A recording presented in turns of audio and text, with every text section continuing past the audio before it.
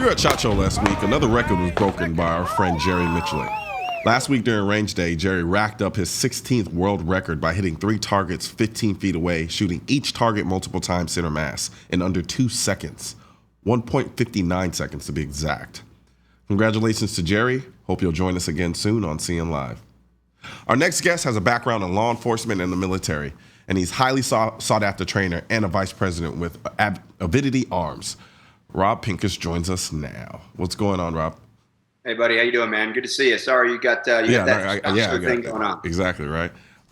You're a veteran in the game with respect to SHOT Show, so you probably knew everything you needed to do to avoid all of that, I'm sure. Man, it was 21. It's my 21st SHOT Show we just finished, but I showed up for the first time sicker than I left. I actually got to bed early and rested that first couple of days after being out on the range media day, kind of sounding like you do right now, and definitely left healthier on Saturday morning. Well, I wish we could trade places in that regard because I'm struggling right now. I hear you. Now, luckily, I'm long-winded, so. Yeah, all right. Actually, I'm just going to shut everything down and you just have at it.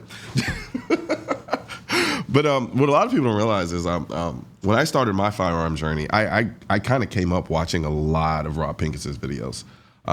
They did a lot for me in ways that I haven't even told Rob in terms of kind of crafting my perspective and my approach to firearm, and especially concealed carry, so forth and so on. So it's a real pleasure to have him here and speaking with him now, even though you have joined us on the war before, which was also pretty fun. But for the people who don't really know that much about you, how did you get into shooting initially? You know, I got into shooting. I had access to guns as a kid. Growing up in New Jersey, I wasn't, it wasn't real common, but it was a passion that I took to. My dad was a cop. But honestly, he was one of those police officers that, the gun was just a tool. It was just part of the job. He wasn't an avid shooter or anything like that. But he definitely, taught me kind of how to operate with a gun safely. And my parents gave me access to firearms. I was lucky to live in the southern part of the state where we had access to sand pits and some areas to go shoot at. It was a lot easier, 30 years ago than it is now. 35 years ago, I guess, when I really started doing it. And just always had a passion for shooting. Then, of course, getting into formal training when I got into my teens, and then going to a military college, get my commission, get some training in the military, and then law enforcement, executive protection, and then started, hanging out on the forums. Honestly, the dial-up bulletin board systems before that. I mean, I remember 300 baud modems talking about guns. So I've been talking about guns and firearms, and especially from a defensive or professional use side for literally over 30 years. Yeah. And somewhere around the mid-'90s, I started teaching. Left law enforcement, my full-time law enforcement job in 2001 to really pursue training. And by 2003, training was paying all the bills. We had opened the Valhalla Training Center, did a lot of great training with some of the highest levels of the military that we have, a lot of law enforcement training during that era. And really from the end of the 2000s till now, especially through Personal Defense Network that's been so well aligned with the NRA. So many people have seen those DVDs. Maybe that's where you saw some of those videos too. Absolutely. Millions of DVDs. We produced 112 DVDs in the last 11 years, a lot of them distributed to NRA members, and a few TV shows along the way, and just started writing books in 2006, published a few of those. I started putting the message out there, and now the company, ICE Training Company, will do about 65 training classes this year, and the combat focus shooting team and our defensive firearms coaches, literally it's a number approaching 1,000 classes this year when you look at what the whole team's doing with our programs. Awesome. So now what is the difference between ICE and the Personal Defense Network?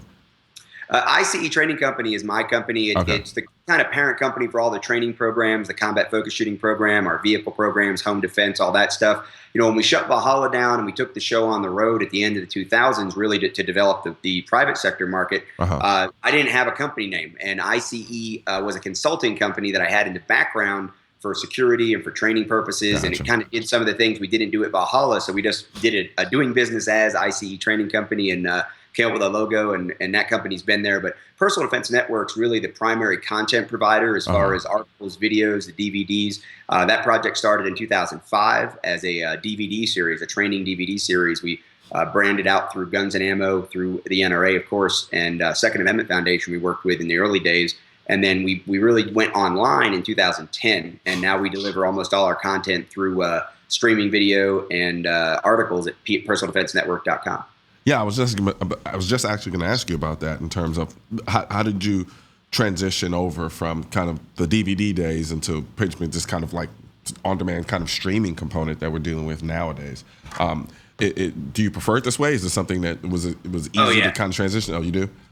It was, yeah. I mean, like I said, I'm sort of a instant gratification kind of guy. Like I don't like, I don't even like email anymore. You know, I was Facebook one of your producers earlier. You know, it's I really did like the transition, and I was in on the internet early. I mean, I was doing a lot of the productions in the holidays. We were doing a lot of our own video production right in house. And then, of course, when I started kind of getting more professional, worked with Tom Gresham on PDTV, the first defense-oriented TV show, and then, of course, eventually Michael Bain and Mike Janich and I started Best Defense TV, Outdoor Channel. So I started working with bigger production companies and entities, and really kind of decided that I was much better, off coming up with the content and recruiting guys to help me in front of the camera than I was actually doing the production. But I always had an appreciation for that ability to put things together. So to be able to do a quick video on Instagram or do a Facebook Live, I love doing something like this, jump on, set the camera up, sit on my couch and talk to hundreds of thousands of people with you.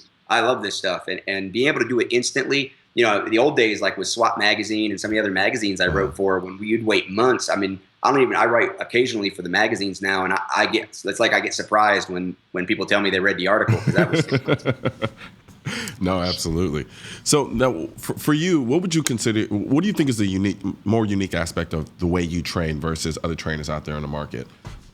I think what we did a long time ago, and it really started in the late 90s, was really identified that we needed to be addressing what we're seeing in these dash camera videos, what we're seeing in the surveillance camera videos, and what we're seeing in high-level reality-based training. In the late 90s, when we started seeing a lot more actual gunfights, defensive gun uses, on video, and then videos become, of course, ubiquitous and much higher quality. And when we started seeing people's reactions and responses after training and without any training that was facilitated by simunitions, high-level scenario training, we started seeing this huge disparity between what we were doing on the ranges and what was actually happening in the fights. And I don't really care about chasing that range performance. We talked about it when I was on Noir. I'm not interested in that best score. I'm still a little upset that Travis Haley beat me out. Don't worry about that. He's a great shooter, faster than I am. It was a close one. It was a close one, nonetheless. But I'm not. That's not really my passion, right? Yeah. And competition and that timer score on the range, we can try to get a better timer score, or we can try to be better prepared for that fight in the convenience store when we're completely caught off guard. And that's really the approach that I see training takes. A lot of people, more holdover from the 80s, 90s approach, well, they'll tell you, well, it's the same thing, and you can get better for the fight by getting better at the range. And to a certain extent, that's obviously true. Yeah. But it goes down to the extremes. If you're focusing on the range score, you're leaving something out from the fight. And that's really what we try to do, is prepare people for the fight.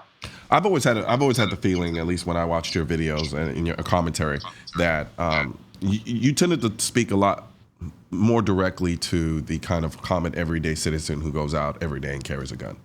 I always thought that you did a really good job of doing that. So that was just kind of my 2 cents on what I think kind of your unique aspect is in terms of the training component. Well, real quick, we're going to take a quick break, and when we come back, we're going to talk with Rob a little bit more, especially about Avinity Arms, which I didn't know too much about, but I'm pretty sure you're going to give us some insight into that.